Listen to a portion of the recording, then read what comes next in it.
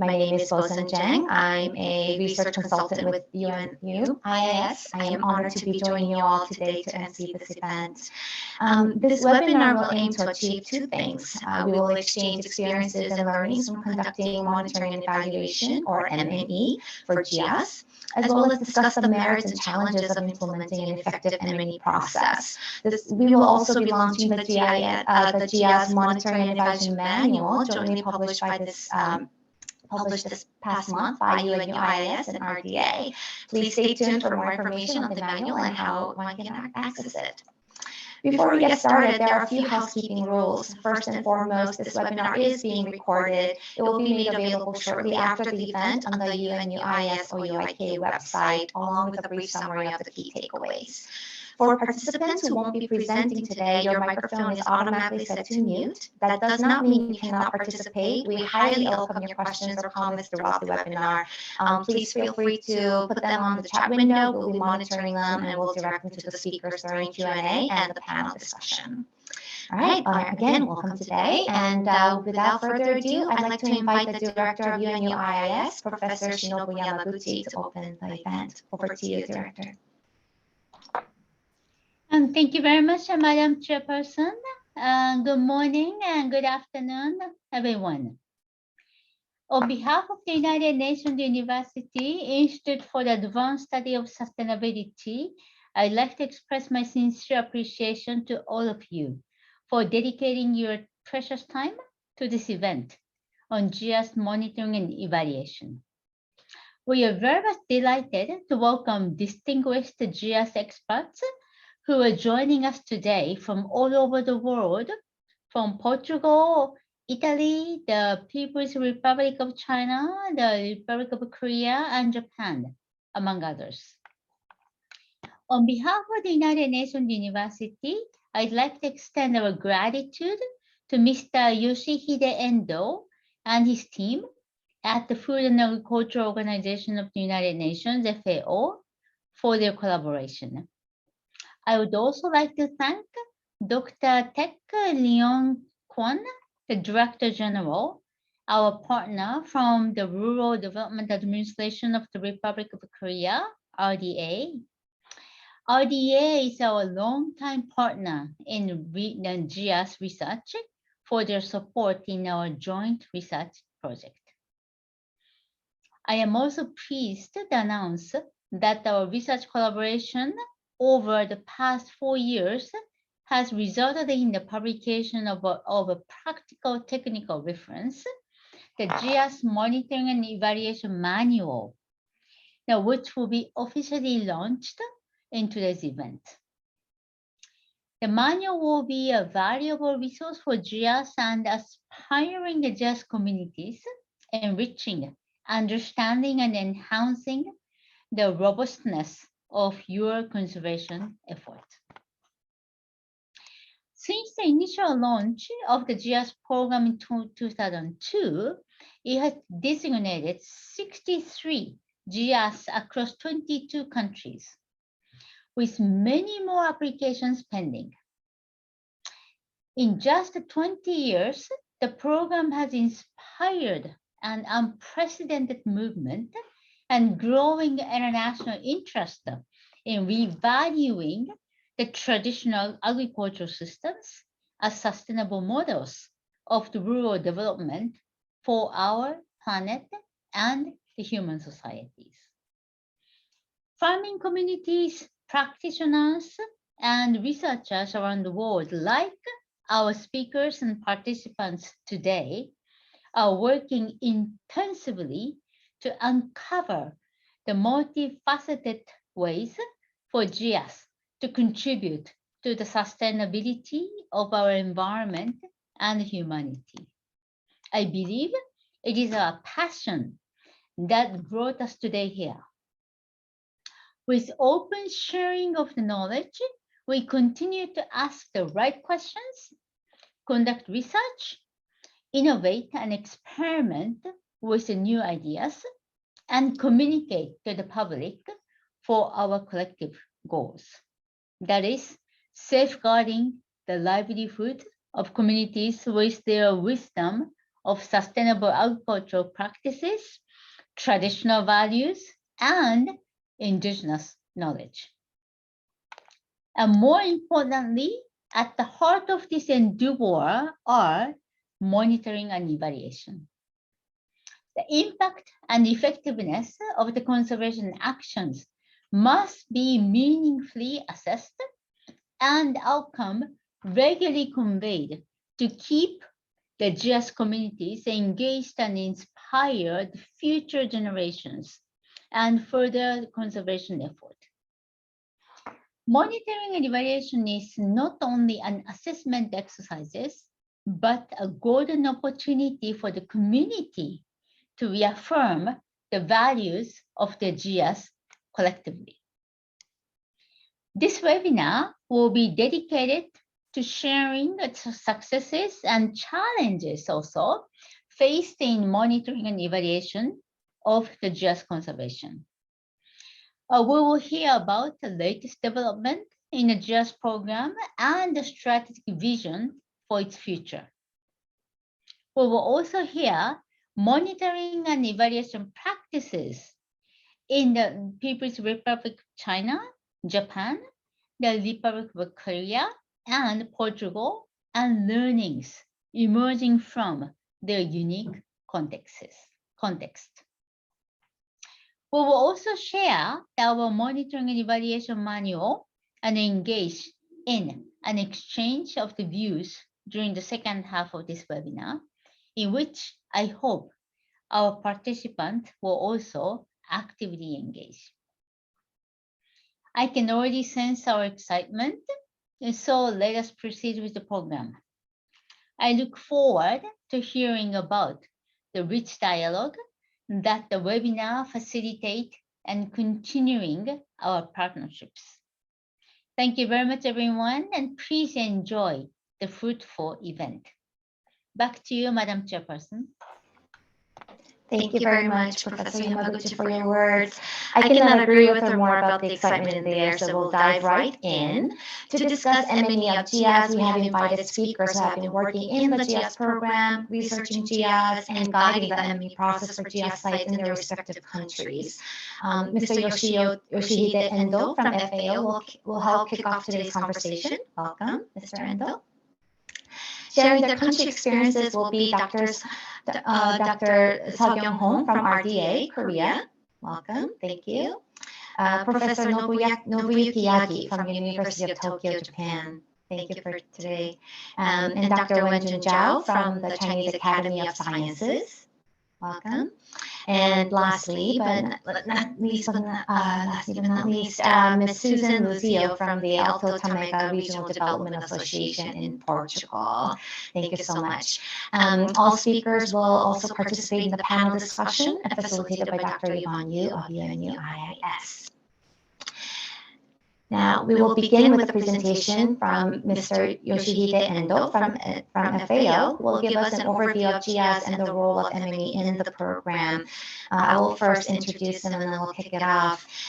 In his capacity as the coordinator of the GIAHS Secretariat located in Rome, Italy, from where he is joining us today, Mr. Endo supports coordination across GIAHS regions and facilitates global guidance to country sites. Prior to joining FAO in 2015, he worked at the Minister of Agriculture, Forestry, and Fisheries of Japan and served various roles, including the Director of International Agriculture Organizations, coordinating with FAO, where he is coming from today, the World Food Program, and other global agencies and entities. Mr. Endo, thank you so much again, and over to you. Good morning, and good afternoon, good evening from respective countries and regions in the world. Thank you very much. My name is Yoshihide Endo. I'm a GIAHS coordinator working in FAO to operate daily GIAHS program operation. And on this occasion, I would like to extend my appreciation to the United Nations University Institute of Advanced Study of Sustainability Operating Unit Ishikawa, Kanazawa. And my thanks also is extended to the Rural Development Administration of Korean government. and all the staff who worked very hard to organize this meeting. I only have just 5 minutes, and I will introduce. I'm not making an opening remarks, but I'm going to make some idea on my suggestion for future monitoring and evaluation of the GIAHS system. Just let me have some time to share the screen. And thank you very much, Dr. Yamaguchi, for your very kind words. Just a moment, please.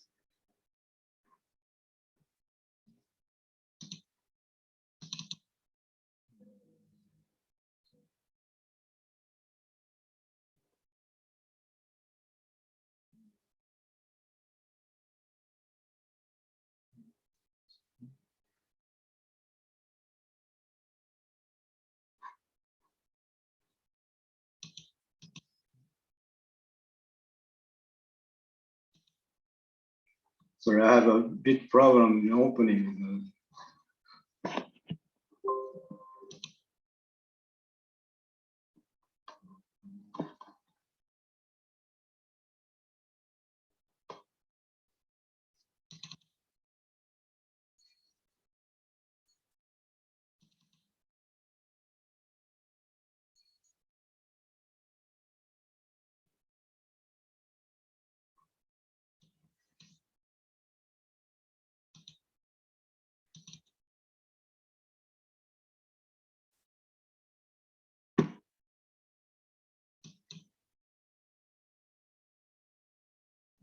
Sorry, spending so much time in this very tight schedule. And can you now see my PowerPoint? Yes? I don't know about others, but I do not know about others, but I cannot see actually. You gonna see? No, unfortunately.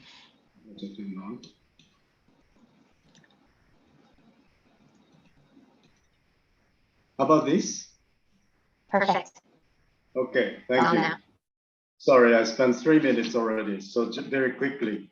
So, as you see, this is slide try to explain the entire structure of action plan. So, making process action plan, you know very well. So after action plan is implemented, all we have to do is smooth and effective operation of the action plan. And during the process of action plan, once action plan is implemented, we need to make a monitoring and evaluation and correction or modification of the action plan based on this evaluation process. Then we have to start a new phase of action plan. So in the entire structure of the action plan, planning and implementation, the monitoring plays like this very important roles. In always monitor the outcomes of the implementation of the action plan should be always monitored in terms of its effect, and also if there is some points which needs to be corrected or improved, the action plan must be always improved. So this cyclic movement should go on forever. Yes, this is a very idealistic situation. And currently we do not have sufficient resources, but in the near future, I hope we'll be able to provide some technical assistance for the member countries, the GIAHS sites for implementation. And also we may be able to, if we can, we may be able to, in the future, some assistance for monitoring and evaluation as well. So as a result, and this is the first time to provide idea and monitoring and evaluation in the entire GIAHS system. But as you know very well, monitoring is a very important tool to make a progress of action plan and to achieve the ultimate goal of GIAHS. And after monitoring and evaluation, action plans should be reviewed and corrected accordingly. And in the near future, FAO GIAHS program will introduce the request for reporting the current states of GIAHS sites to GIAHS sites or GIAHS holding countries. We have not yet done officially, but in the near future, we are introducing some system or some practices to ask GIAHS sites to report or feedback as to the current situation of the GIAHS sites and how the action plan has been implemented. On the other hand, we have to also think about the reality faced by the GIAHS site and GIAHS countries, in particular developing countries. Many GIAHS sites are facing a difficulty of implementation of the action plan due to the lack of financial resources and human resources and technical experiences and capacities. And FAO, we need to address these issues before. So when we talk about the monitoring evaluation, we must also keep in mind the difficulties faced by the many GIAHS site countries and GIAHS sites as to the implementation of the action plan. So while thinking about monitoring, we have to also address these fundamental and serious issues together. I welcome the manual, and I thank very much to the UNU and Korean government for promoting and developing the manual. In the future, unfortunately, this is not FAO manual. I cannot say this is an FAO manual, but in the future, while we are considering the monitoring structure and system, we'd like to take some essence or elements from this manual.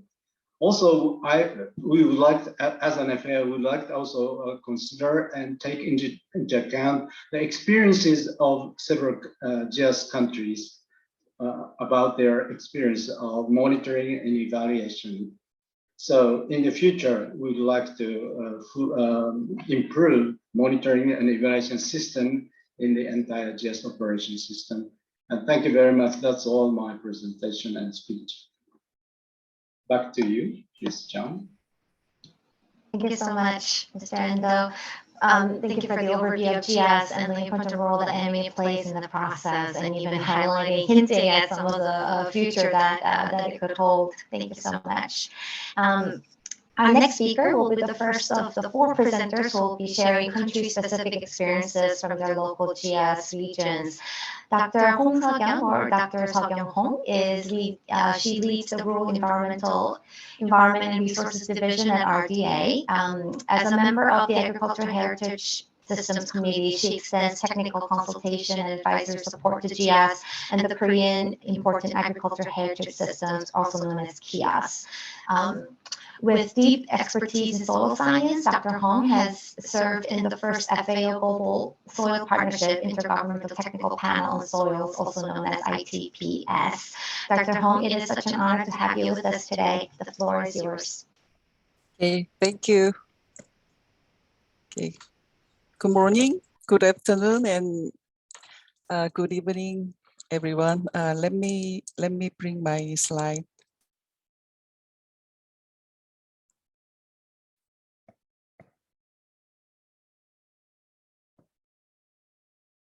Can you see the slide? Okay, thank you.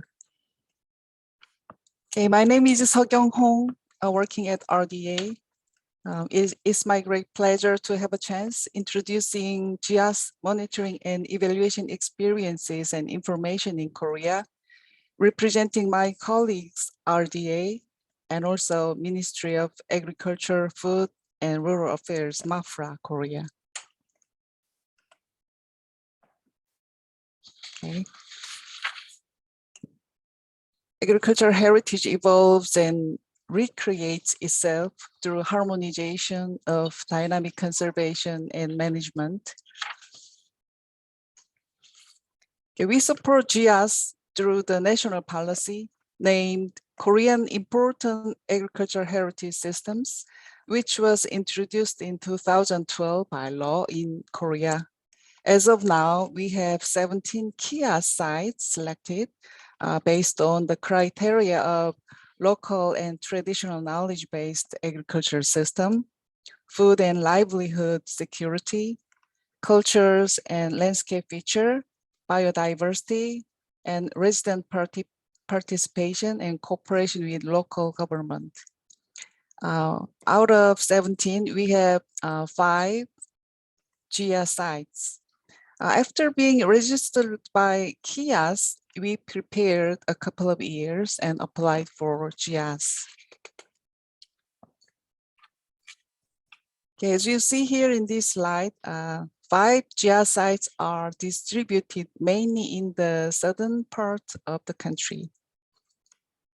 Okay, firstly, irrigated rice terraces and Jeju Batdam and traditional tea in Hadong area and ginseng in Kumsan area and bamboo field in Damyang area.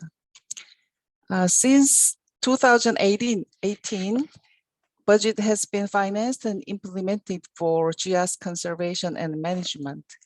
Korean government supports about $166,000 per site per year.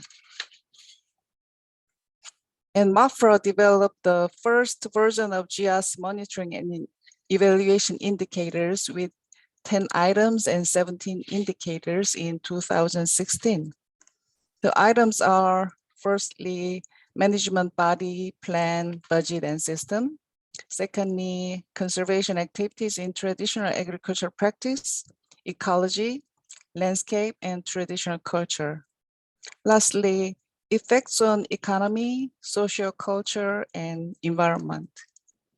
Again, since 2018, Korean government is spending approximately $33,000 biannually per site for GIAHS monitoring and evaluation. Let me introduce the individual case of each GIAHS site. This is about traditional guduljang irrigated rice terrace. Guduljangs are culverts constructed by stacking stones, as you see here, which is originated from traditional heating system in Korea. Looks like this.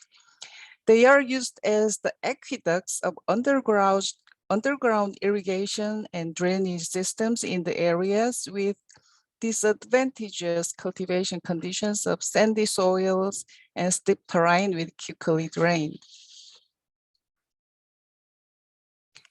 And their monitoring and evaluation was carried out in 2018 and 2020.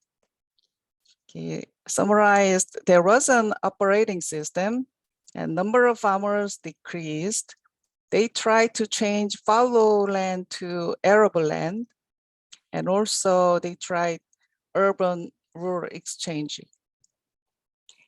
And each, other than the indicators government is suggested, they have their own regional indicators.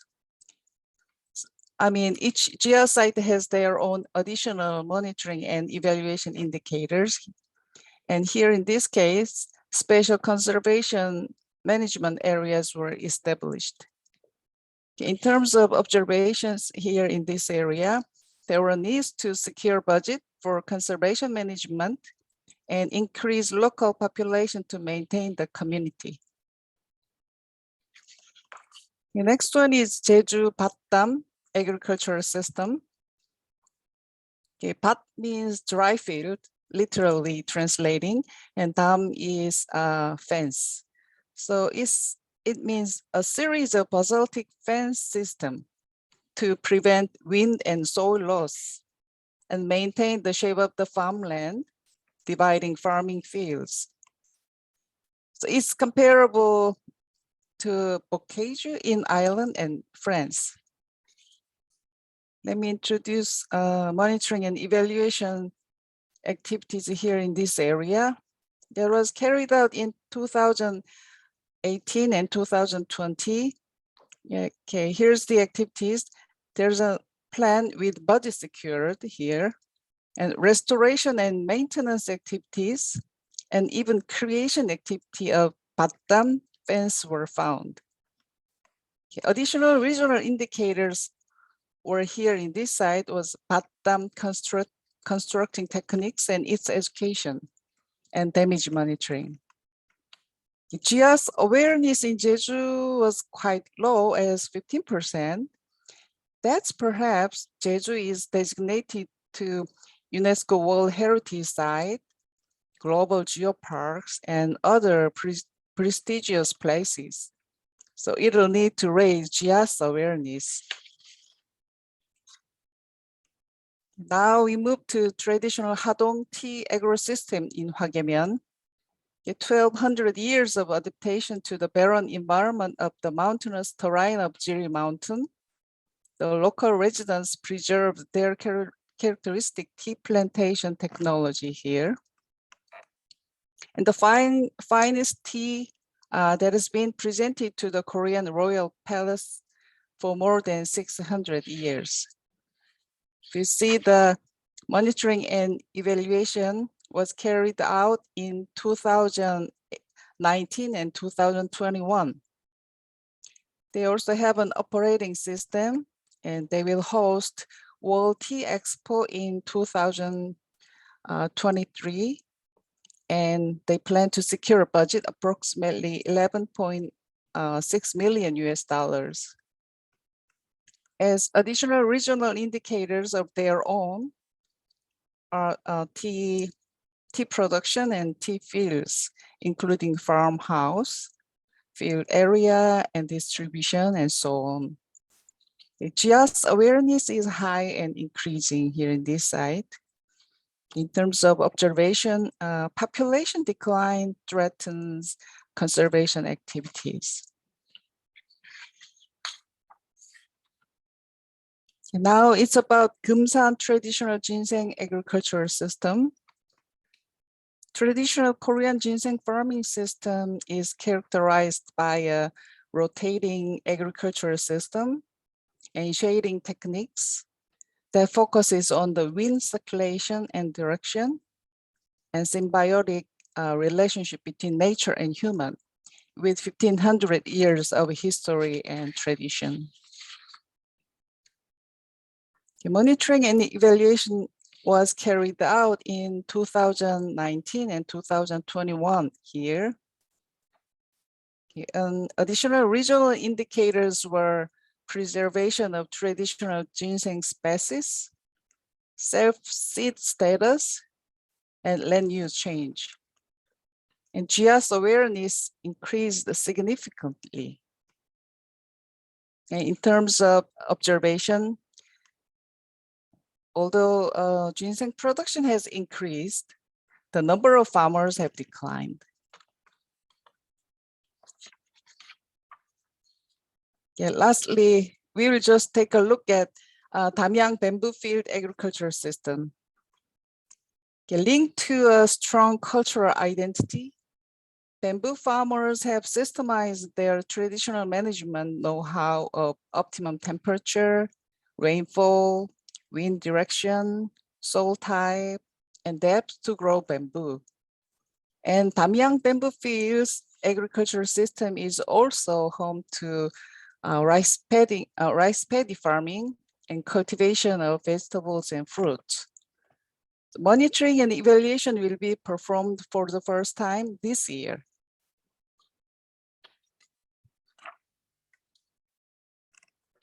Okay, let me summarize the observations. Overall, there is organized systems for monitoring and evaluation, but local residents' interest in conservation management is still insufficient. And it's not easy to collect data for monitoring and evaluation for GIAHS sites. Region or site-specific monitoring needs to be applied. And there were limitations to how much can be done in response to monitoring and evaluation findings that concern long-term challenges such as damages to landscape, exit from farming, and natural disasters. So it is necessary to introduce a method in which residents participate in and monitor conservation activities on their own. And such activities should be linked to the institutional incentives or income, we think. So there was a need of combined monitoring and evaluation indicators that can induce rural residents to participate in Accordingly, RDA suggested resident participatory agricultural heritage monitoring and evaluation indicators shown in this table to Korean government in 2020. So these indicators are currently implemented in 2 GIAHS sites for farmers' acceptability and practicability. So the idea was also handled in the joint research project with UNU-IAS. So colleagues including Drs. Ibon Yu, Bo-sun Jang, and Junko Owada merged them with Japanese cases and advanced the idea to GIAHS monitoring and evaluation manual. Dr. Ibon Yu will briefly introduce the manual or technical reference after country's report. Okay. Let me conclude. Okay. Korea supports and promotes FAO's globally important agricultural heritage systems through the Korean Important Agricultural Heritage Systems Program. And public sectors in Korea support conservation activities following designation as GIAHS. And monitoring and evaluation efforts are advancing and are increasingly implemented to promote awareness of GIAHS and participation in conservation activities among residents. In the future, indicators can be classified into basic and advanced, with the latter linked to a payment program and/or policy. It is expected that data efforts will contribute to the regeneration of rural society where the agricultural base is weakened in Korea. Okay, thank you for your attention.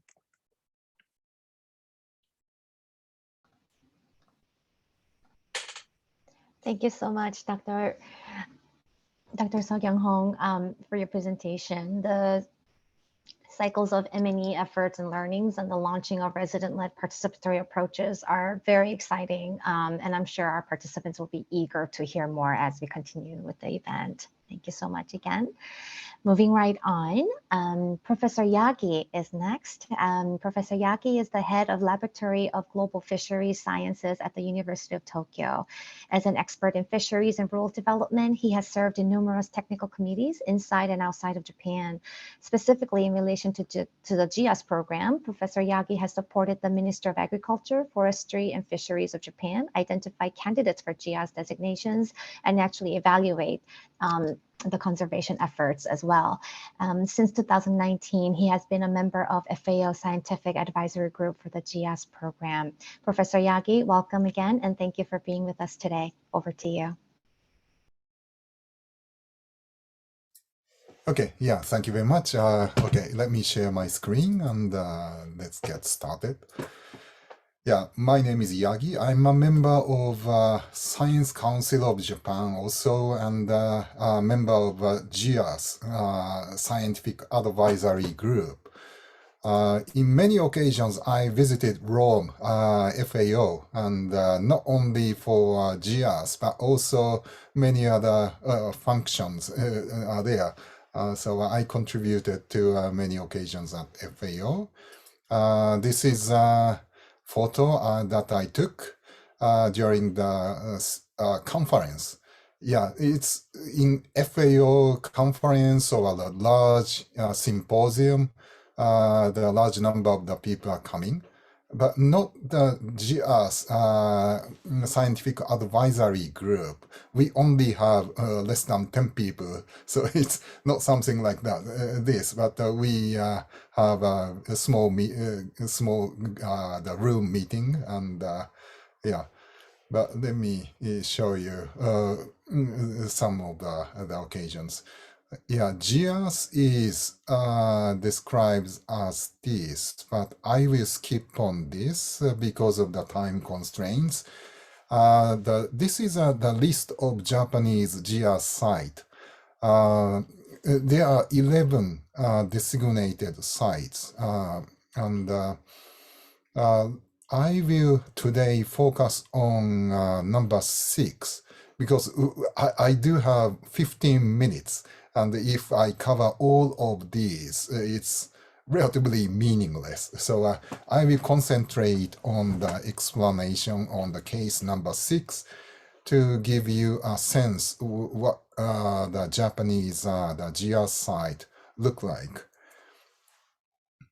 This is the Ayu of Nagara River system. Nagara River is the name of the river running in the middle of the Japanese archipelago. And there are many cities: Gujo City, Mino City, Seki City, Gifu City, and so the river is running through relatively large city, but still maintain the rural landscape and also the clean water. If you can look at the left-hand side in the bottom, there is the small fishing boat with certain fire. You can see a small the bird swimming on top of the water. These are the cormorants. So people use cormorants. Cormorant is a large bird with a very long neck in the blackbird. The cormorant catch ayu. So this is the traditional, typical, the wear, it's a clothing of cormorant fishing, and the history of about 1,300 years. This is the ayu. The Japanese name is ayu, but I think English name is sweet fish. This is a freshwater fish. You can see, for example, the right-hand side of the small fish ayu. There is a scar, or it's slightly, the body of the fish is damaged. This is because of the bite of cormorant, a large bird, when catching this ayu. But I asked the many people if this damaged ayu is selling the lower price or not. The answer was not.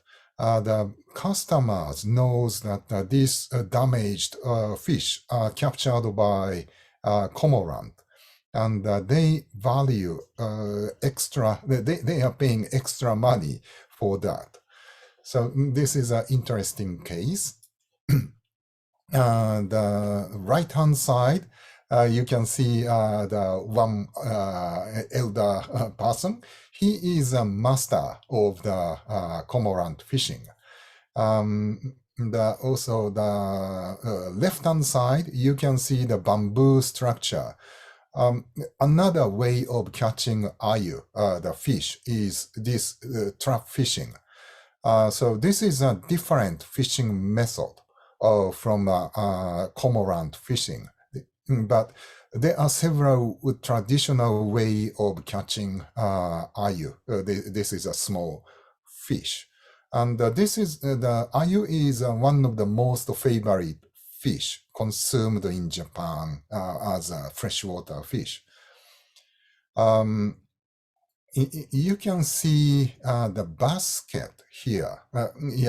You know, the basket is was made by this the master basket maker. He is the skillful craftsman, but only one person remains.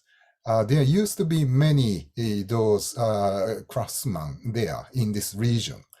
But many, because the craftsman products are not only used by this fishing, but also for the common use, for the housekeeping use.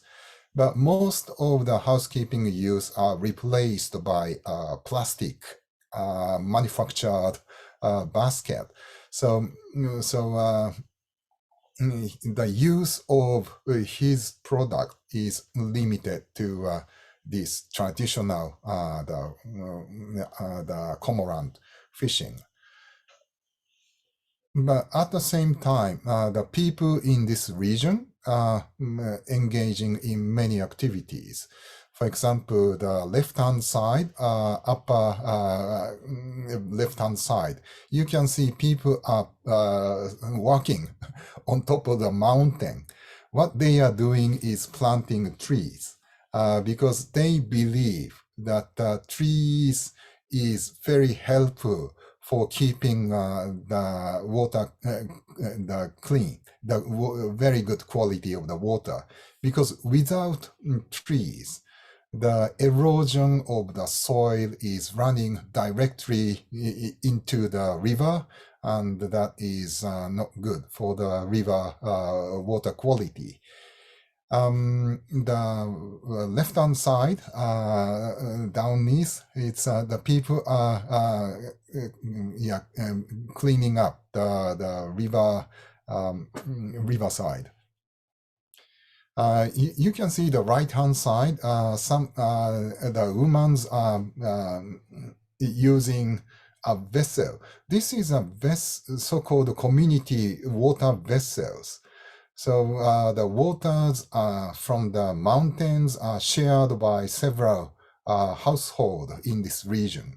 This is a traditional way of utilizing the water in this region. This is a Gujo region. So there are many traditions that can keep the water clean or use the water resources as a very the traditional way. This is a monitoring and evaluation process of the Japanese site. There are 5-year cycles. The 0 year, year 0, it's a designation of the GIAHS. First, the Japanese National Expert Committee visit the potential site for the GIAHS or NIAS, National Important Agricultural Heritage Site, or the globally important agricultural heritage site. That is year 0. And if designated as the site, year 1, 2, 3, 4, 5, the first year of the action plan happens. And after the completion of this action plan, the second round started. So every 5 years, the GIAHS National Expert Committee will visit the site and discuss with the local people and examine the status of action plan implementation. So this is an explanation for the 5-year cycle. This is what I have mentioned already.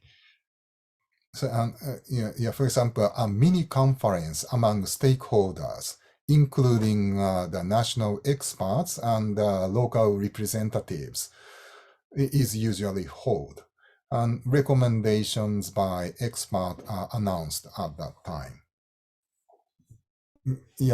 Riverside conference sometimes happened in the region, but several points I need to point out.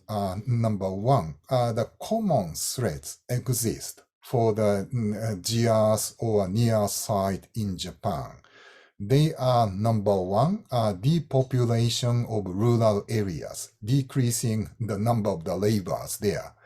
Number two, increased competition of agricultural products with imported, foreign origin, imported to Japan. And number three, climate change or other changes. So those are not to be settled in the regional sense, because many threats are exogenous, coming outside of the region, whatever the effort are made in the local site. So this is a difficulties, but monitoring and evaluation process would bring positive aspect. For example, number one, increased communications inside of the GIAHS site. This will enhance the communication and the trust of the society, social capital will be enhanced. Also, new ideas for local branding or green tourism or other measures are discussed. So information exchange with other GIAHS or near sites happens. And cleaning up the physical environment happens because a national monitoring team are arriving next week. So let's clean up the site. That sort of the situation usually happens. Okay, so that's all, and thank you for your attention. This is by the way, this is a bird, cormorant. I took this photo at the house, private house of the cormorant master. So cormorants are kept outside of the yard. So if cormorants are willing to go out or leave from this situation, it's free for cormorant to leave, but they stay because they like the environment here. Okay, yeah, thank you very much, and that's it. Thank you so much, Professor Yagi, for your insightful presentation. It's always helpful to hear how processes actually unfold in the field. Along with Dr. Hong's presentation, I think your presentation really helped highlight the types of learnings that M&E can generate and the benefits it can bring beyond the immediate merits of collecting data.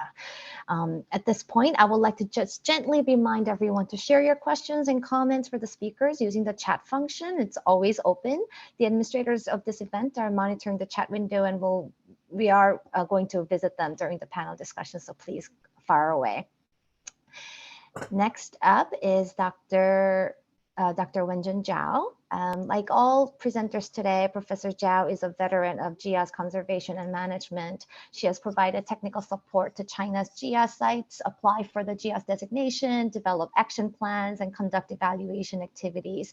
In fact, she's been deep in the weeds of GIAHS M&E, from designing theoretical framework for M&E, establishing monitoring indicators, and developing an information system that's actually in the 6th year of utilization by China's Minister of Agriculture and Rural Affairs.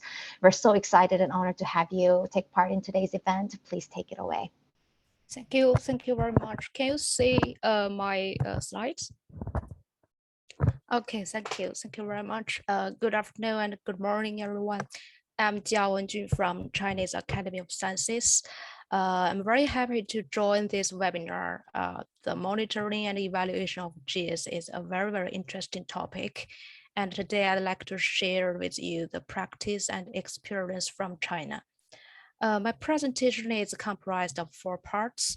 First, I will make a very brief introduction of GIAHS and NIAS in China, because I want to spend more time introducing the monitoring and evaluation. China is one of the first countries that responded to FAO's GIAHS initiative. In 2005, Xinjiang rice fish culture was designated as GIAHS. It is the first GIAHS in China. Now we have a total of 15 GIAHS in China. These 15 GIAHS are located in 30 counties of 13 provinces in China. In fact, we have 4 candidates that were submitted to FAO in 2019. However, due to the pandemic, they are still waiting for the field evaluation. And in 2012, the Ministry of Agriculture and Rural Affairs started the selection of China NIAS. We have organized the 6 rounds of selection, and by the end of last year, the total number of China NIAS reached 138. From the table, you can see the competition is increasing year after year. Last year, the ministry received 93 proposals, but finally only 20 systems got the designations. And in 2015, the ministry issued a legal document about the administration of agricultural heritage systems. And in this document, the GIAHS, the monitoring and evaluation were clearly specified.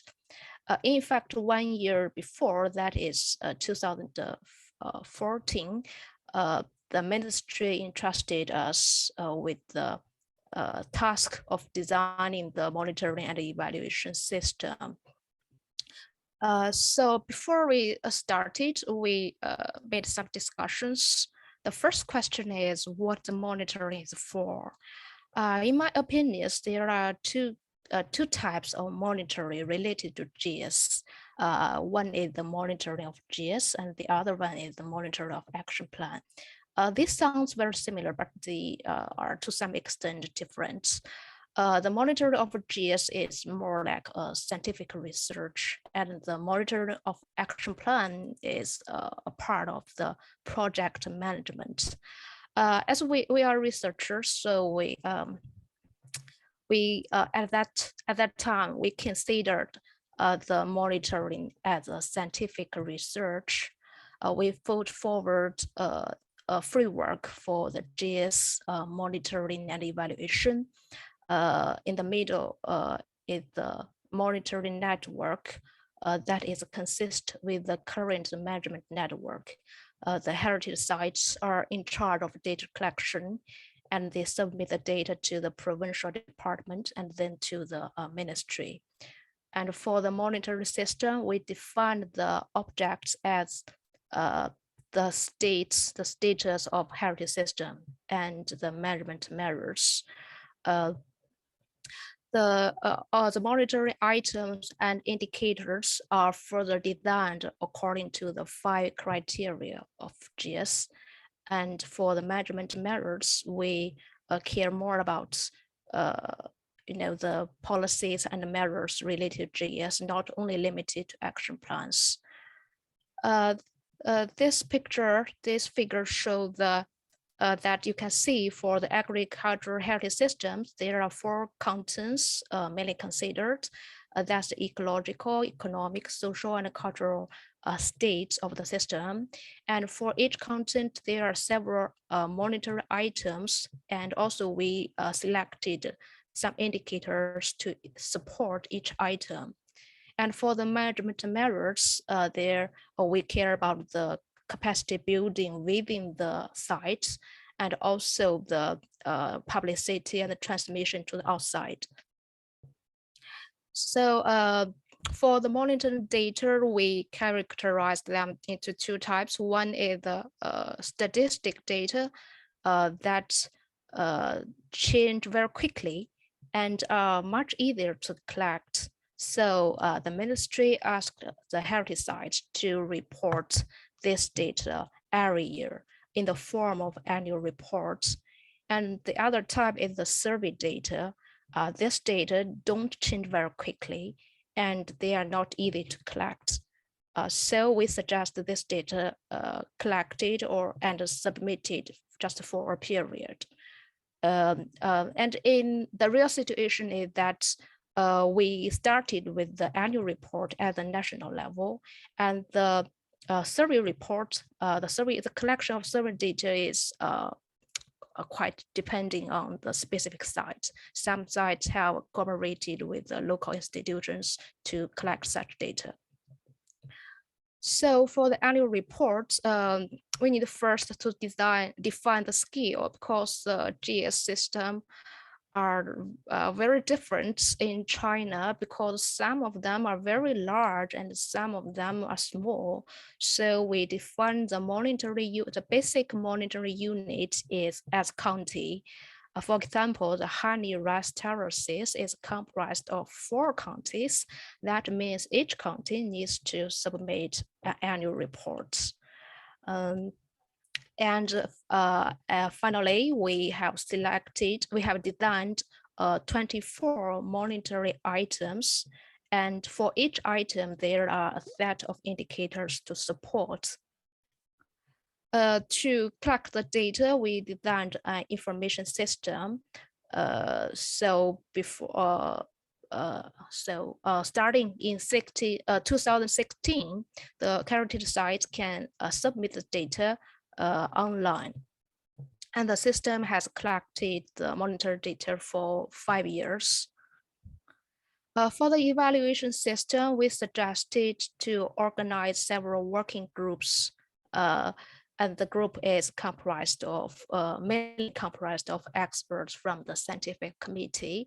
The experts review the data reports, and also they need to go there to discuss, to talk with the local stakeholders. We also designed the evaluation forms that are comprised of certified indicators, so the experts can give their scores to each indicator according to their understanding and judgments. The ministry at the beginning planned to evaluate the heritage system every 3 years. So in 2015, 6 systems that were designated before 2012 were evaluated. And at the end of the year, the ministry organized a summing up conference. And in the conference, the ministry gave them the feedback and the suggestions. And I remember one heritage site got the lowest score, and that was about only 70 points. So they feel a lot of pressures. So this is to some extent debatable, because some administrators and scholars believe that they think GIAHS is still a child. We shouldn't give them too much pressures, and we should give their support to let it grow more, bigger and stronger. So the real situation is that, of course, they give feedback and suggestions, but more importantly, they went to the heritage site to show their support to the local agriculture department to support the GIAHS. And another type of monitoring is the monitoring of action plan. It's a part of the project management. In China, it depends on the specific sites. The heritage site do this themselves. Take the Qingtian rice fish culture, for example. The system was designated in 2006, and 1 year later, the local government formulated and issued a planning for the heritage conservation. There are a lot of actions in this planning. And then in 2015, the first stage is over, and we helped them to make an evaluation of the actions. We collected a lot of data and discussed with the local stakeholders. We together make these tables to check whether the original goals have been realized and which goals have not been realized and why, and what we should do in the future. And the contents include, the contents are consistent with the planning, including ecological conservation, cultural inheritance, the conservation of agro-landscape, eco-products, ecotourism, and capacity building. And then in 2016, the government formulated another planning for the heritage conservation. The new planning will serve the next 5 to 10 years. And I'm very happy to see that the actions they adopted this years are mainly based on this planning. So it's very encouraging, but not all the heritage sites have done this. I have to say, in some heritage sites, no one cares about the action plan. That's a pity. But in Qingtian rice field culture, the local government has done very good. And the last part is about the reflection on the monitoring and evaluation, because we use the last 2 years to make analysis of the monitoring data from the past 5 years. From this table, you can see, this table showed the completion % of the annual report, and you can see only a few heritage systems submitted the data every year. Only a few, and a lot of systems, they didn't submit the data annually. So there are some problems we found. Firstly, only less than 15% of the heritage sites submitted the data on time, while more than 85% submit the data late or discontinued.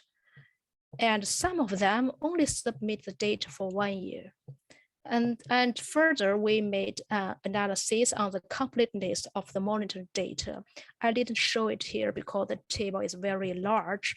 And we found for the states of heritage system, only one site completed all the data, while 14 sites completed less than 60%. And for the measurement measures, only 2 sites completed all the data, and 27 sites completed less than 60%. So the data quality was quite uneven. And finally, we have 4 heritage systems that need joint data reporting at both city and county levels. However, we found the reporting time is quite different and the data quality were quite inconsistent. That means the lack of coordination in the monitoring data collection and reporting. We wrote a report about the monitoring and evaluation and submitted the report to the ministry last year. And also we put forward some suggestions. For example, since the ministry don't want to give too much pressure to the heritage site but encourage them. So we indeed need an incentive mechanism to support the monitoring and evaluation. And secondly, we should provide a regular training for the heritage sites to explain, to let everyone understand what the indicators mean and what the requirements are. And for the survey data, according to the current experience, some heritage sites have done this with the cooperation, use the cooperation with the local institutions, and that's useful. And we also reflected on our designing. The most important thing is the monitoring and evaluation must be objective oriented, because we have very limited financial and technical support. So we have to go back to the first question. What the monitoring is for? Is it for project management or it's for scientific research? So the interesting is a lot of scholars told me that they found the statistic data that we collected were not so useful for scientific research. I have to say that's very ironic. So in this situation, I would suggest focusing on project management only, because we have to use the least financial and technical support to realize the most important objective. And also this means the monitoring and evaluation system should not be too complicated, and it should be simplified to increase the feasibility and efficiency. In this situation, I would suggest merging the 2 kinds of monitoring.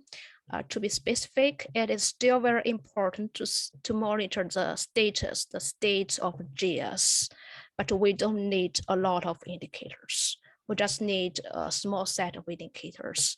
And the indicators must be selected in consistency with the 5 criteria.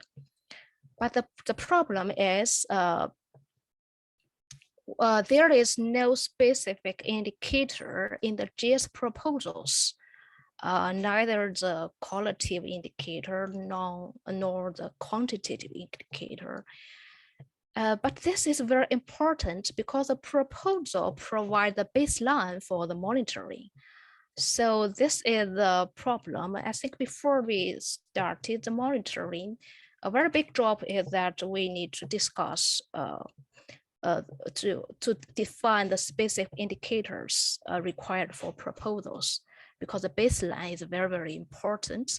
And also another problem is that the monitoring of the state of agriculture system is not mandatory now.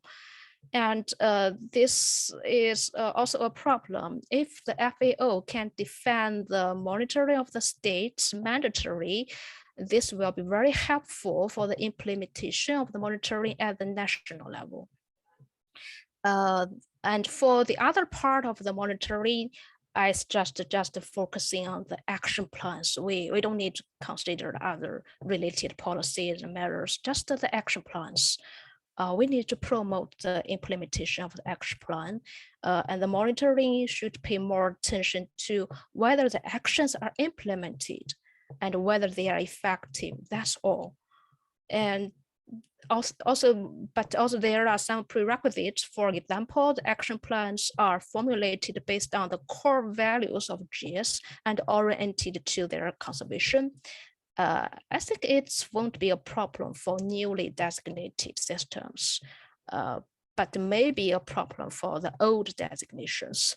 And another prerequisite is that, for example, in China, we need an effective mechanism to guarantee the action plan will be ongoing. That means after the first stage, the action plan can be evaluated, adjusted, and then go to the second stage. Maybe this also a problem for other countries, and we need to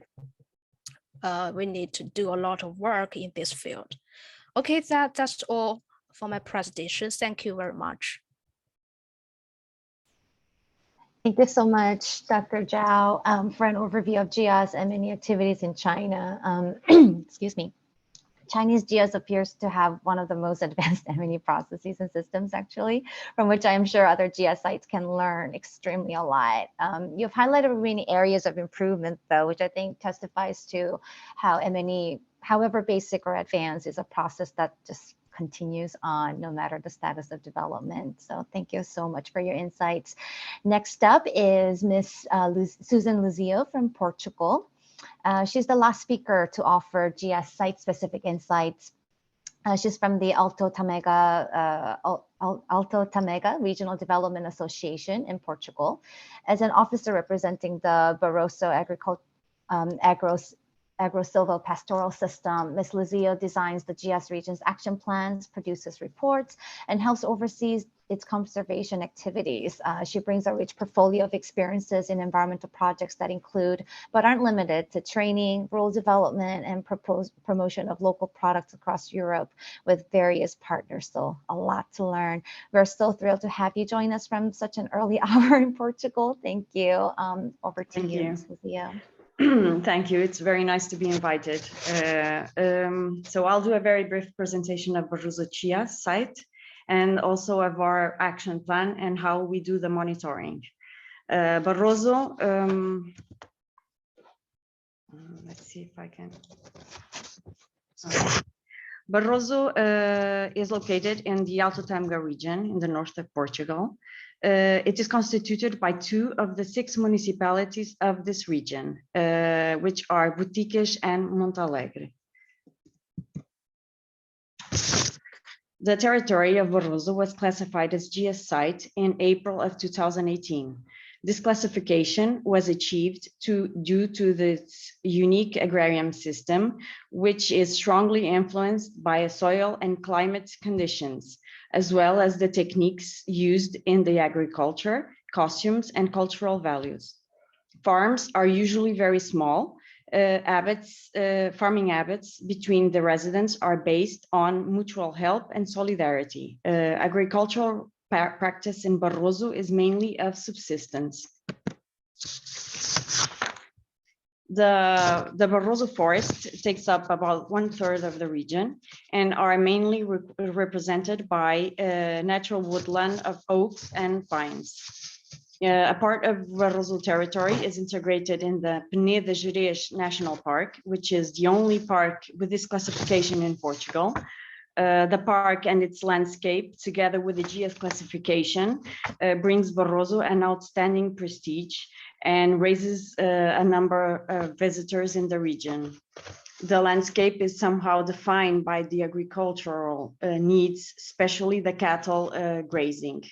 It is a mountain region with rivers and streams that bring a unique beauty and also are very useful for the agricultural needs.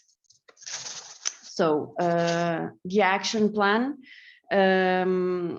it was settled as all action plans within the application of the GIAHS of the Barroso GIAHS. The main guidelines are the improvement of the producer's skills, which include training and education actions with focus on the valorization of the territory's resources. The second axis is the economic and social promotion of the agroforestry and livestock activity in Barroso, which includes training actions aimed to agricultural entrepreneurs, monitoring and support of the preservation of the Barroso environment and landscape, support measures to investment in agriculture and livestock productions through European and national funds, and also promotion of short chains and local markets. The third axis is enhancement of the cultural and natural heritage, which includes the participation in events and fairs that encourages the participation in collaborative networks. And last, the promotion of Barroso as a GIAHS territory by implementing European and cooperation projects with a view to enhance and conserve historical and cultural heritage. I'm sorry. The action plan was elaborated in a way that the actions meet several goals. That is the needs of the local population, preserve the traditions, promote agriculture and local products, and tourism promotion. All actions foreseen in the action plan have financing, whether it is from the municipalities, whether it is through the European Act and national projects. Without this financing support, it would be impossible to achieve the activities and involve the local population. So the participation and collaboration of the local population and the local agricultural groups and associations are essential to achieve the goals and develop the action plan.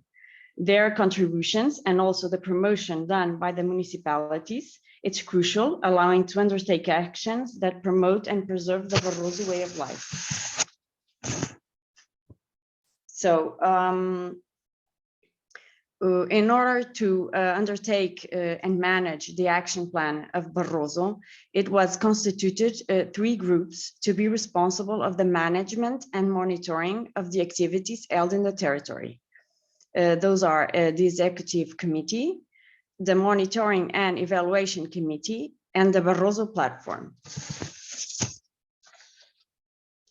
So the Executive Committee is an institutional framework that manages the Barroso GIAHS site, and it is constituted by the main public and private entities that operate in the region, which are the Ministry of Agriculture, Forestry and Rural Development, Boticas and Montalegre Municipality, the Alto Tâmega Intermunicipal Community, Barroso Eco Museums Association, and ADRAT. So the monitoring committee is responsible for the monitoring and measuring the performance indicators in accordance with the proposed in the action plan. The monitoring committee is constituted by several important entities such as FAO, Planning and Policy Office, which is a department of the Ministry of Agriculture, the Institute for Conservation of Nature and Forest, and so on. Some of these entities has had a very, very important role in the elaboration of the proposal of our GIAHS site. It was also constituted the Barroso Platform, which is an organizational structure aimed to bring together all active organizations within the territory. With the participation of the institutional entities, associations, cooperatives, schools, public entities, companies, and so on. The partnership agreement was signed on the 26th of January of 2019. So in a general aspect, this image would illustrate the above mentioned governance structure for Barroso territory. In order to understand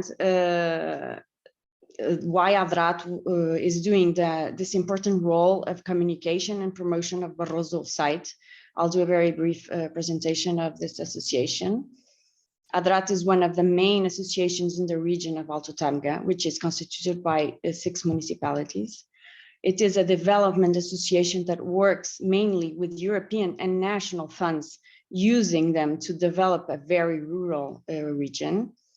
Mainly these funds and projects are directed to agriculture and entrepreneurship that contributes to job creation and preserves traditions in a region that it's mostly composed by aging population. ADRAT has a very close contact with the local stakeholders and the local community. Because of this background and experience, ADRAT was named to communicate with FAO and also to be the main entity that monitors and develops the action plan activities together with both municipalities, Boticas and Montalegre. In order to have a more accurate monitoring, ADRAT organizes several meetings between both municipalities, and this way it becomes easier to control the number of actions taking part in the territory. With all the data collected, ADRAT elaborates an annual report where we make a balance of the implementation of the action plan, and this way it's easier to know if the action plan has effective activities towards the preservation and promotion of the GIAHS site. About the training programs. The GIAHS classification has contributed to promote the region as having a unique agrarian system with cultural and patrimony values. The regional development actors have contributed to the promotion and preservation of this mountain region through the support of European and national funds. Some example of these projects that are now ongoing, the observatories of the GIAHS territory. It is supported by a European fund, which is the LEADER program. This project's goal is promotion of the villages where the interpretation tables are located, allowing visitors to enjoy the landscape and get to have information about the surroundings. Another project that is now ongoing, it's project Valsipam, which is funded by Interreg Sudwe. It's a European fund. It's a European program. The Valsipam project is currently ongoing and aims to create a network of GIAHS territories and unique singular agricultural spaces of Sudwe space to improve its management and valorization methods. The Sudwe space is only included Portugal, Spain, and a part of France, which France does not have still any GIAHS site, but has unique and singular agricultural spaces, and that's why it's participating also in the project. Another initiative that had several funding projects supporting it, it's the Eco Museum of Barroso, which has as main goal to revitalization of old traditions by involving not only the aging population, but also the young people. This project became so important that the Eco Museum is now a reference for the population of Barroso. And lastly, this project, the project of Barroso GIAHS Center. It is funded by a national fund, Provere, which is also has a European Union contribution. The main objective of this project is to promote the rehabilitation of the old agricultural training center located in the village of Aldeia Nova do Barroso. This will allow creating an interpretative center of GIAHS of Barroso. And here it will take place activities regarding the GIAHS, such as exhibitions, seminars, workshops, and training actions. So this is some of the promotional material that the municipalities implement about the GIAHS. Besides European and national funds, the GIAHS has a strong financial contribution from the municipalities. They reserve a part of their budget to promote the Barroso as a GIAHS territory and a GIAHS destination for tourism and also agricultural preservation. So that is all. Thank you very much for having me. Thank you so much, Susan. Thank you. Thank you for your presentation. The institutional structure for the management of GIAHS and M&E at your GIAHS is, I think, quite different from Korea, Japan, and China. Nonetheless, as with other sites, the integration of the monitoring committee within the structure reflects the important role that it plays. So I think that seems to stay consistent. This actually offers a perfect segue to the next session, the launching of the GIAHS monitoring evaluation manual that was mentioned throughout the webinar. The manual stresses on all the things that the speakers just have shared. My colleague, Dr. Yvonne Yu, is a researcher at UNU-IAS, and she'll be introducing the manual more elaboratively. She has been leading the 4-year research project between UNU and RDA. Yvonne has been working on GIAHS research since 2012, in particularly supporting the GIAHS applications in Japan and Korea. As the lead author, Yvonne will now take us through the manual. So over to you. Thank you, Bosa, which is also a co-author of this manual. So colleagues, I'm very excited to launch and announce the new manual. I have a physical copy here, but you can download this through this QR code you're seeing on your screen now, or the link that we will put in the chat just in a moment. As Bosa has just explained, this is the fruit of our 4-year joint research with Korea RDA, presenting to you a technical reference on GIAHS monitoring and evaluation. And I believe it's the first publication of this sort. So as I go on to the next slide. So I only have 5 minutes and I won't be able to go through a 90-page manual. So this is in a gist what this manual covers.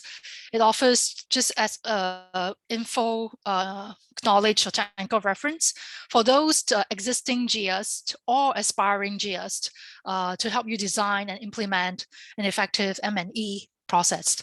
It will define the role of M&E, monitoring and evaluation. It will also propose some principles that we have to take note, criteria, indicators, and also guide us through the steps that we need to take to design and implement an M&E process.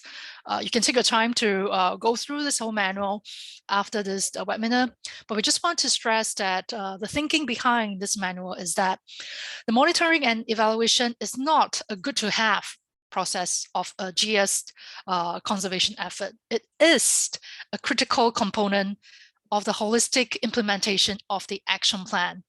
In other words, in simple plain words, it is part of an action plan, because without this process, we won't know whether we are taking actions that are leading us to our desired change that we want to achieve. So for a long time with Geo Site, we're always thinking that we should do just an action plan, and then whether we monitor or evaluate or not, this is optional. It is not optional. It is part of the process.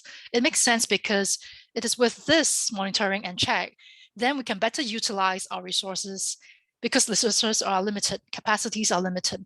Only with strategic planning that takes into the account of M&E, when you do your action plan, then you can have more efficient use of your resources. So we are really stressing that M&E is a part of the GIAHS action plan implementation. So in this manual, we also proposed a set of criteria, its related sub-criteria and indicators that measure them. Basically, we classify 8 criteria.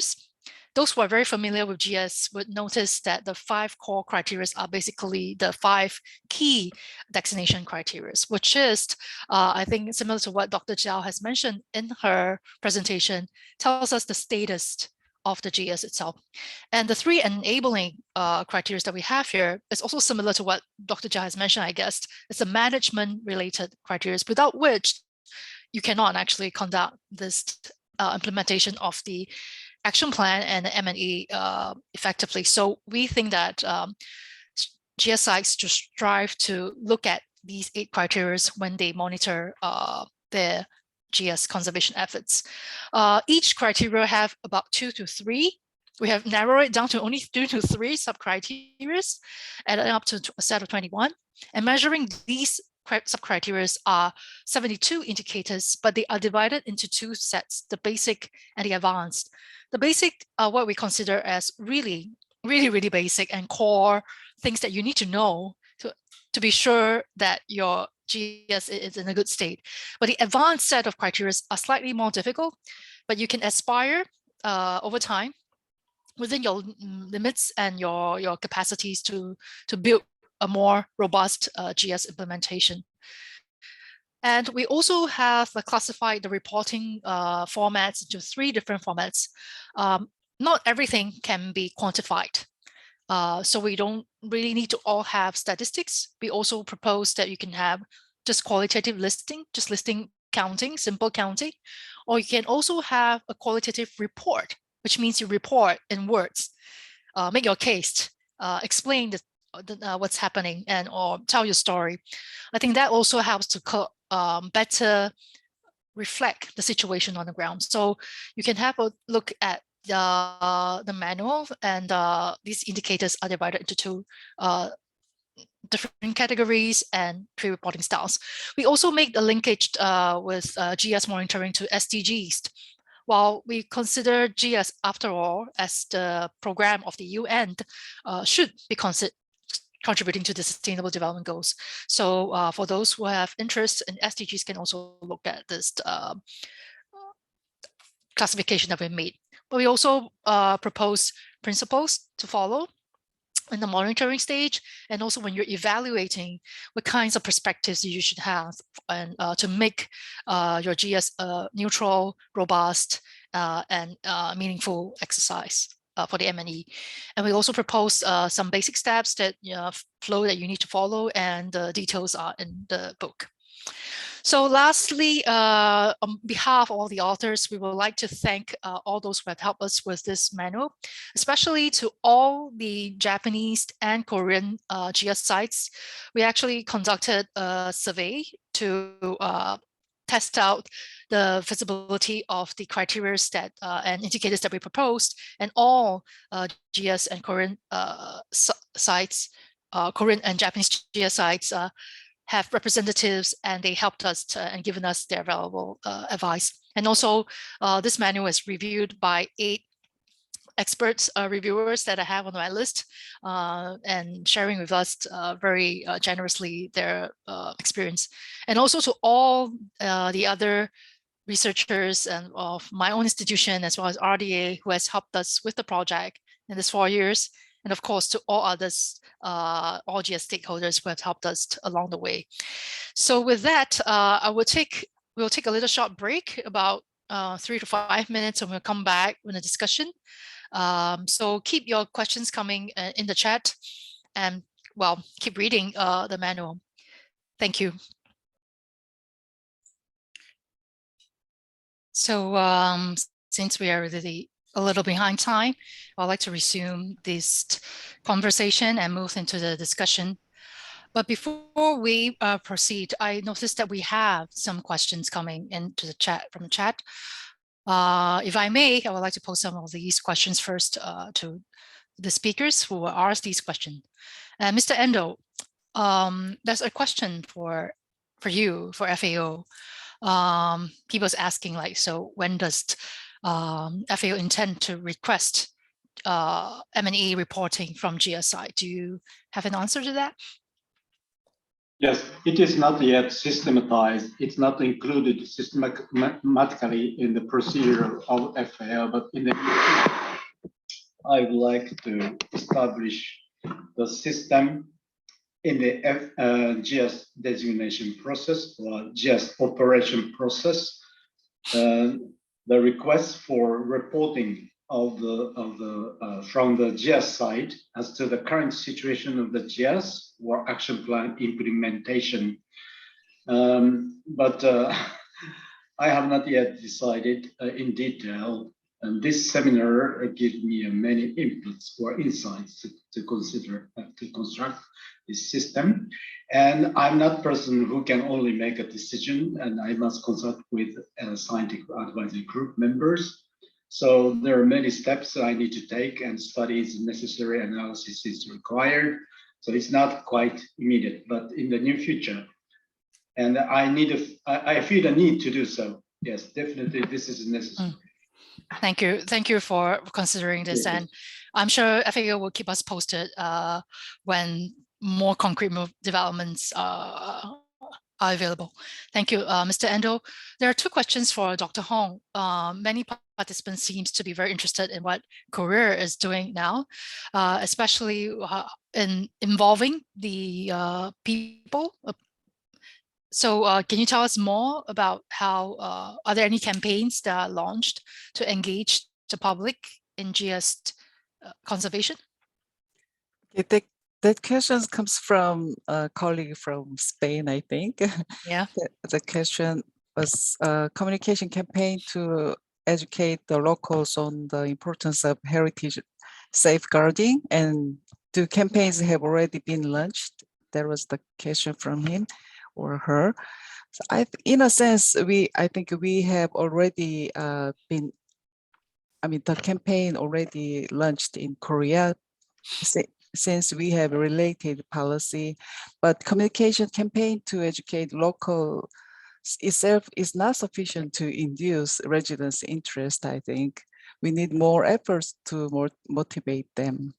I think the data collection should be linked to some incentives as part of conservation management activities or income for residents. I mean tourist attraction, or at least in Korea, because as Professor Yagi mentioned, Korea is also facing a growing crisis of regional extinction and depopulation.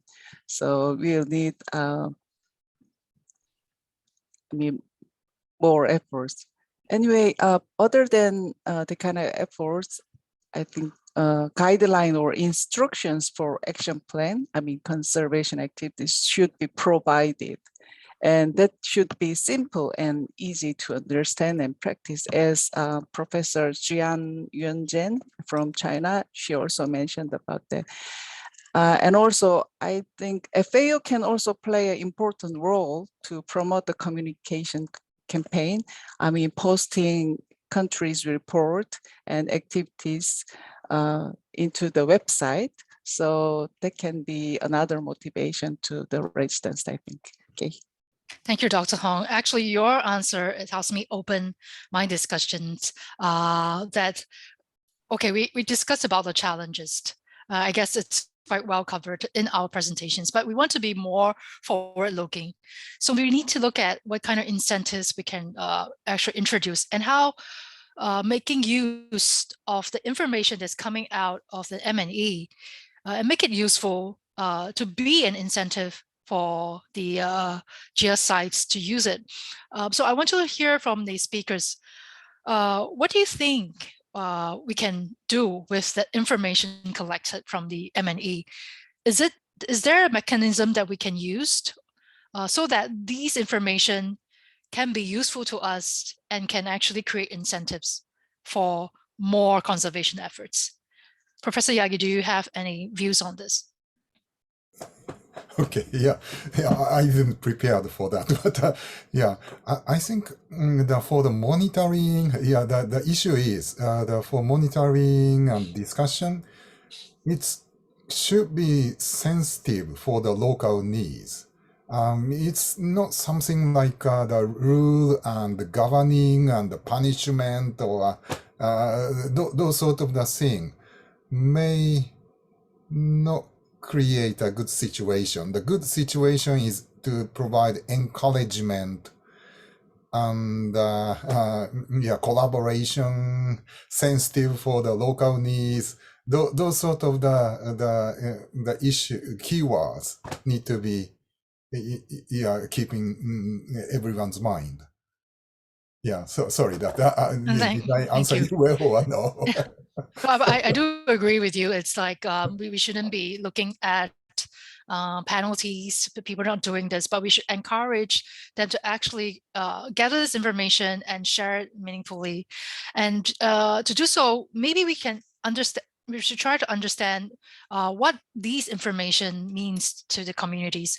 Maybe Susan, can you share with us, since you do annual reporting for your GIAHS site, where does this information go? Who looks at it, and what do they feel about the information that's coming out from the every year report? So we basically use the information coming from the municipalities. They both have activities ongoing regarding the action plan. They implement, for instance, the training actions related to agriculture or agricultural practices. And we monitor, they monitor the actions. And also because ADRAT has a very close link to the stakeholders and the local community due to our projects and programs. So we have a close contact with this, with the actions being implemented, and it makes it easy to report. We do think that a short reporting period, an annual report or maximum 2 years report, it's easier to collect, and especially it's easier to evaluate how the impacts of the activities are having on the day-to-day life in Barroso and also in the farmers. Is this information, I mean, the M&E report that you have, is it made available to the public? Yes, the last report is published on the GIAHS FAO webpage, on the Barroso site, on the Barroso link that you have in the GIAHS. And we have it also in our webpage, in ADRAT webpage. So it's available to the public. It is translated to, it is in Portuguese and also translated to English. We had intention to do it now by the end of this year, another report, because we have now ongoing several projects. So instead of doing it in the beginning of this year, we will do it at the end, because we will be having more results. That's great. I think it's really impressive that you actually make this information public. In our process of coming out with the manual, we consulted many GIAHS sites, and not all of them actually would make their information publicly available after the monitoring and evaluation. But some feel that it is necessary, because then the public can look at it, the residents can look at it and understand and be aware of the good work that we are doing for GIAHS. And that actually inspires more people to come in and join. And even some of them can spot more problem areas, and they contribute to solve the problems for us. So so the transparency, the outreach of this information after monitoring and reporting, it's very important. It shouldn't be an administrative task to do. It should be something that is taken as a plus for the GIAHS conservation, and use this information effectively. So I guess that's kind of incentive that we can look at. I wonder if Professor Zhao is back online. I might, yeah. So Dr. Zhao, you mentioned about having an incentive mechanism in your presentation. Would you like to elaborate what kind of possibilities that you see can be that incentive mechanism? It's a very difficult question, but I think maybe the most important one is the financial support, because monitor data cost a lot of time and money. So I think maybe the most important one is the financial support. and also the technical support, because we organized the training in 2015 and 2016. But we find the local people, the local people who are in charge of the monitoring changed quickly. So I think the regular training should be provided, and to encourage, support local people to do the monitoring. That's all. Thank you. Indeed, I think having the adequate resources to implement this process is very important, and having the adequate resources is an incentive for people to continue the good work. I see Mr. Endo raising your hand. Do you have a response to this? Yes, I'm sorry. This question may not be addressed to me, but I have some idea that as to the incentives, it might be better for us to give some incentive to invite at the GIAHS site to consult with national authority or local governments or FAO, international organization, about their issues they are facing with respect to the maintenance of the management of the GIAHS site. So we should take, as Professor Zhao Wenjian stressed, that we should not give too much stress or pressure on the site.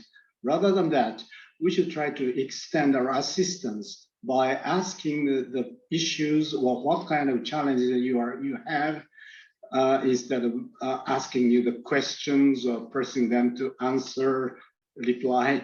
So by the incentive in this case would be some provision of the service or assistance, technically or financially, or some connection to the already existing international donation or funding mechanism with the GIAHS sites or something like that. So the monitoring can be used as a tool to assist better management for incentives for the better management of the GIAHS site itself.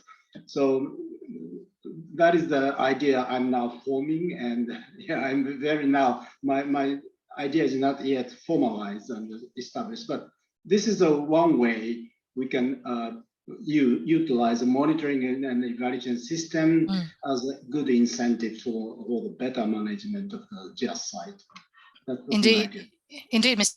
Endo, and I do agree with you. With many global or international funded projects, actually monitoring and evaluation is part of the parcel. You are actually required to report what you're doing. So it is actually killing two, oh, we don't kill birds now, but achieving two goals at one time. So if you look at funding from international projects, then you be prepared to do also M&E. And I guess that is an incentive to get us started on this work as well.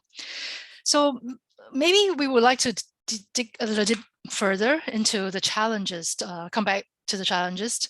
What kind of challenges do you face implementing an M&E process? From the four presentations that I hear from 4 countries, we noticed that the process of M&E, it's very, it differs. China, you conduct your M&E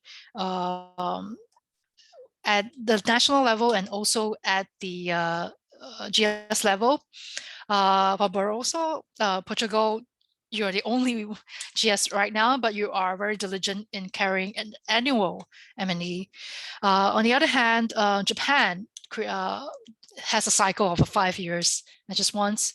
When in Korea, it's every 2 years. So we can see that even in these 4 countries, the methods of conducting is very different. So with all these different ways of conducting M&E, I would like to pose a question to all speakers, and you can actually share with me.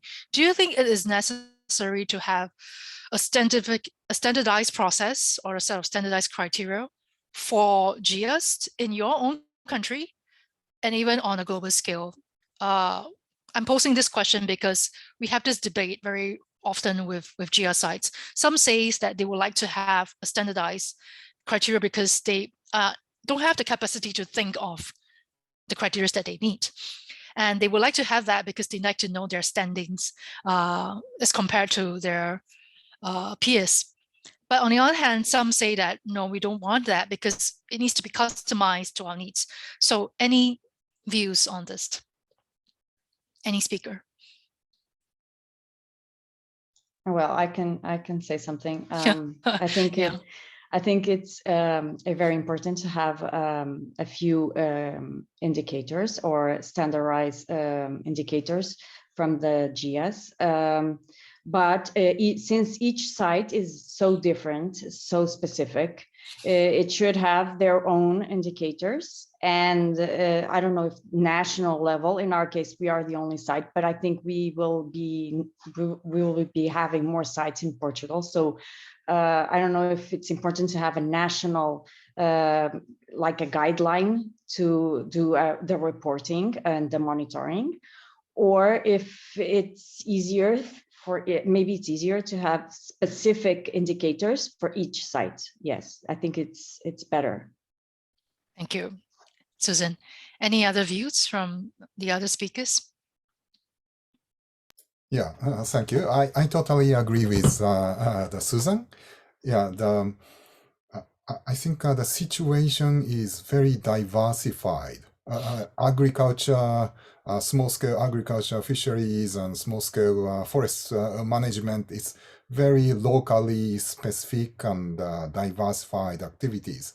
So I think sometimes it's not so helpful to set the standardized sort of the evaluation. But of course, that is the issue of the national level.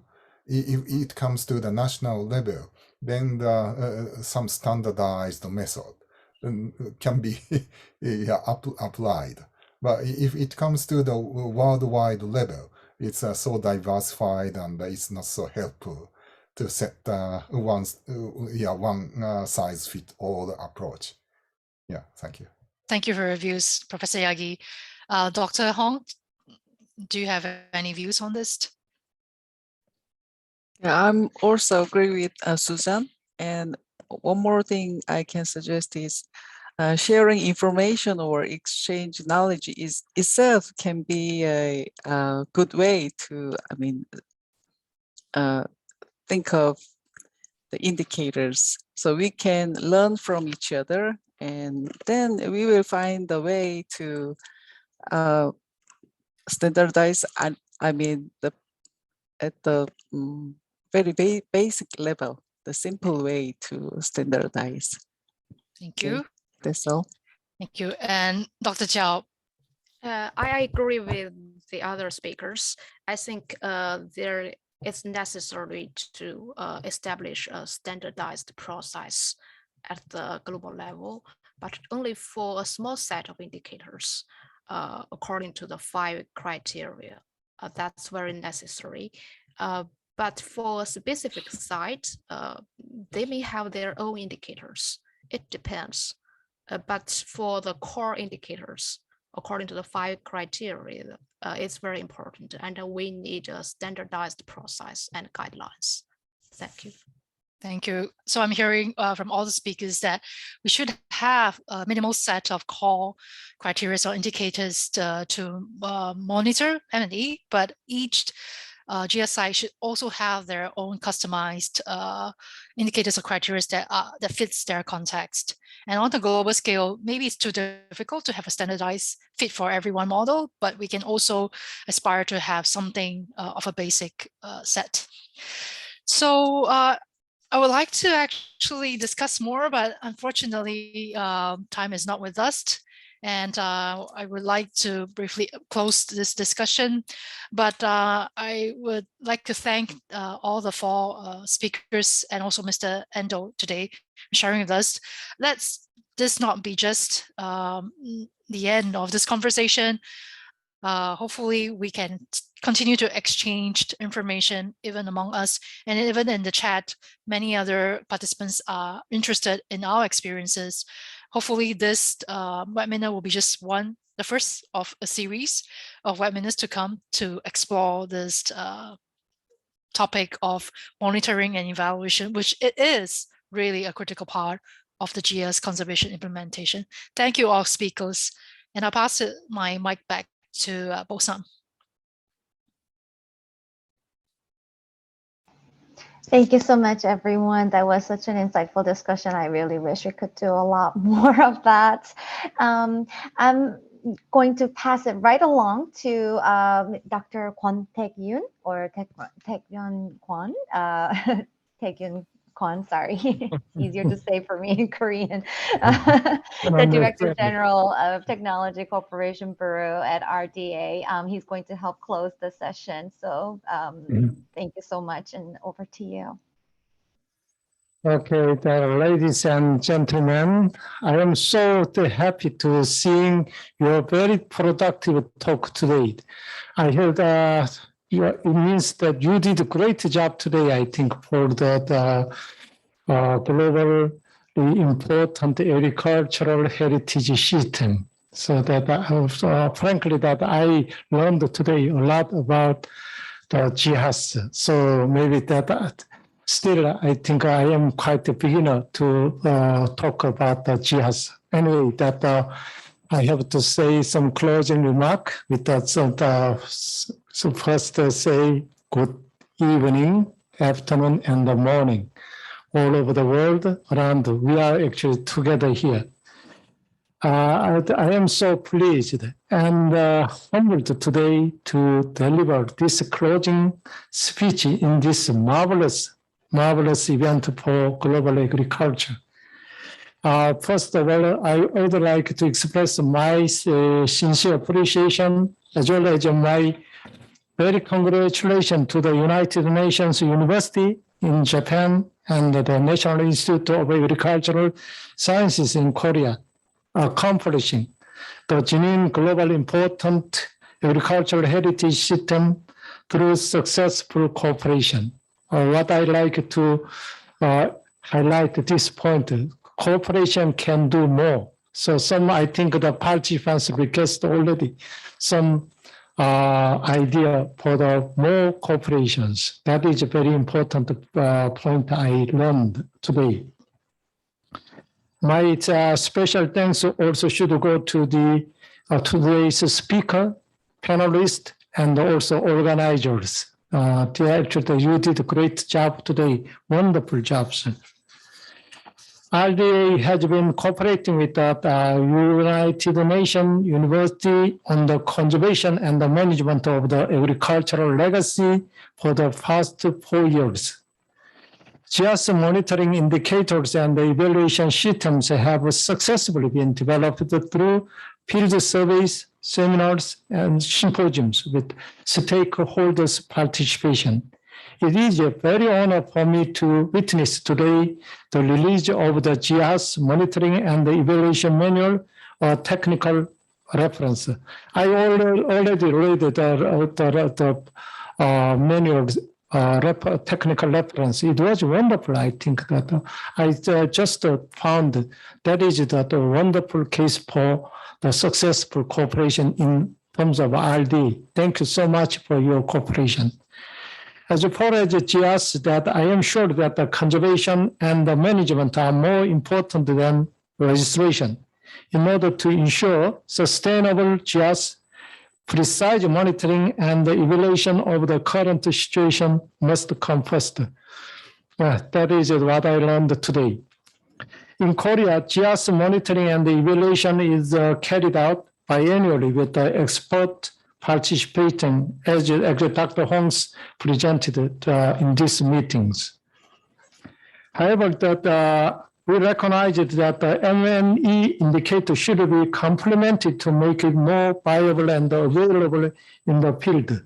Likewise, it should be developed into a comprehensive and effective monitoring system through evaluation and feedback mechanisms. The GIAHS MNE manual was officially announced on the 20th anniversary of GIAHS initiative. I am confident that this presents opportunities and challenges for GIAHS. At last, I hope that the MNE practice of Korea, Japan, China, and Portugal, and the various MNE methods suggested in the comprehensive discussion today may be widely used around the world, maybe from tomorrow. I wish all of you the best of luck. As always, thank you so much for your best cooperation with RD. Thank you. Thank you so much. Thank you so much, Dr. Guan, for those amazing closing remarks. We're 1 minute over the event, so I'm just gonna wrap it up. I think I speak for everyone when I say that even in the midst of everyone's really busy schedules and lives, it's just necessary to carve out time for these dedicated global conversations like this. I think if you had the chance to look at the chat window, there already has been a request to help other countries to lend their expertise and help identify GIAHS and support. So I think that just proves our point. On that lovely note, thank you again for today. A recording of this webinar will be posted on the UNU-IAS website in about a week's time. There is also a brief post-webinar survey to which you will automatically be directed upon exiting the Zoom. So we would really, really appreciate your feedback on the event. We'll use it to our best. We're trying to do our own M&E here. So please support us. Thank you and have a wonderful day. Thank you so much. Thank you. Bye-bye. Thank you, everyone. Thank you. Thank you Thank very you. much. Thank Bye-bye. you very much. Bye-bye. Bye.